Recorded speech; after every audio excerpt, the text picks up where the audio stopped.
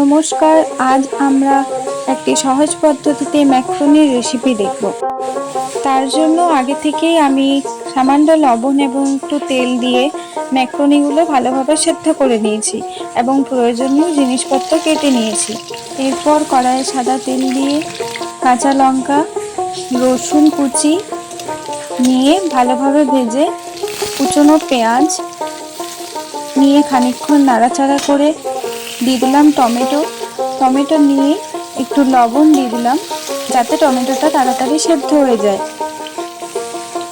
তারপর দিয়ে দেব খানিকটা টমেটো সস এবং কিছুটা রেড চিলি সস।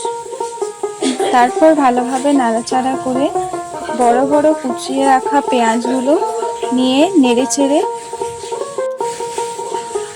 হালকা ভাজা হয়ে গেলে দেব লঙ্কার গুঁড়ো, হলুদ গুঁড়ো, জিরে গুঁড়ো এবং ম্যাগি মশলা।